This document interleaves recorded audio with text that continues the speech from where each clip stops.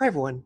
Let's say a small town is planning a parade for next July 4th, and they might want to ask and estimate what's the probability that it's going to rain in our small town next July 4th. Well, what might be a way for this town to estimate the probability that it's going to rain next July 4th? Well, let's say that they have 100 years of weather records. What could they do?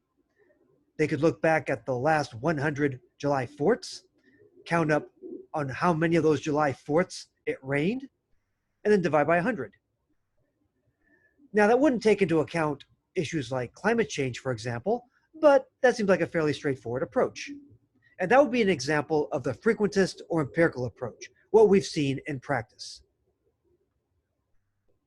Let n be the total number of trials observed. For example, the most recent 100 July 4ths in the small town and their weather records. So if n is large, well, let's say 100 is large enough. Bear in mind, if it had rained this past July 4th, I don't know if we want to say that there's a 100% chance of rain next time around. But let's say that n is big enough, 100 might be big enough. Then let's estimate P of A by the number of trials in which A occurred, the number of years for which on July 4th it rained in that town, divided by 100, the number of July 4ths for which we have records. Here's another example. Let's say that a magician gives you a coin, and you'd like to know if the coin's fair. So you flip the coin, and you get heads 255 times, and tails 245 times. Estimate the probability of heads for the coin. Now, is that probability going to be 255 over 245? A lot of students would say something like that. And the answer is no. First of all, there's no way because, first of all, that's a number greater than 1. That makes no sense of the probability. Make sure that you don't make a mistake like that on an exam or something like that. Probabilities cannot be greater than 1 anyway. No, no, no. In order to find or estimate the probability the coin comes up heads, P of H, we're going to estimate P of H, the probability the coin comes up heads on a flip. First, you have to calculate the total number of times the coin was flipped. 255 plus 245 is 500. That's n.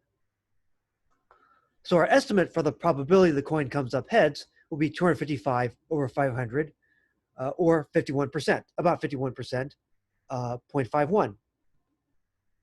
That's our estimate for the probability that the coin comes up heads.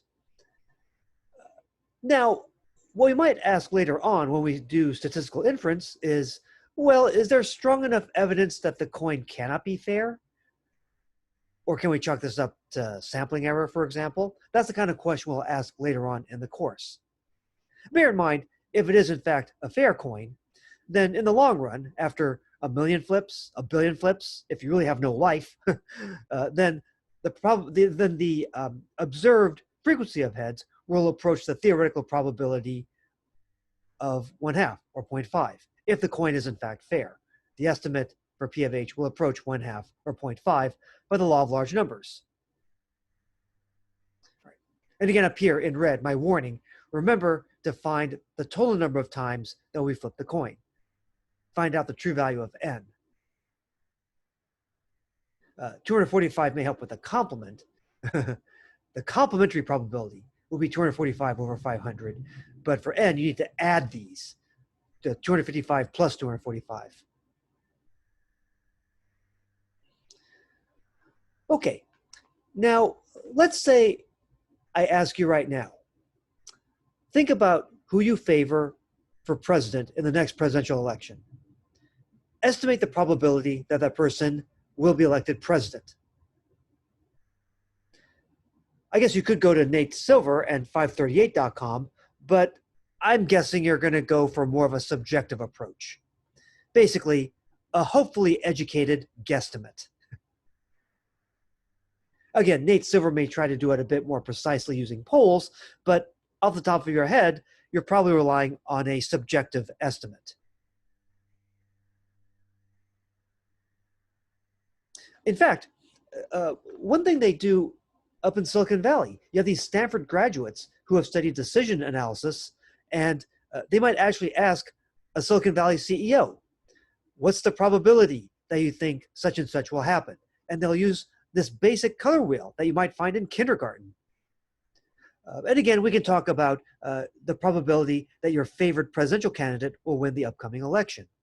So you have this piece here in red, for example, and then the consultant might adjust a knob on the back, adjust the proportion of the wheel that's colored red, and the consultant might ask, so what do you think the probability is that your candidate will win the next election?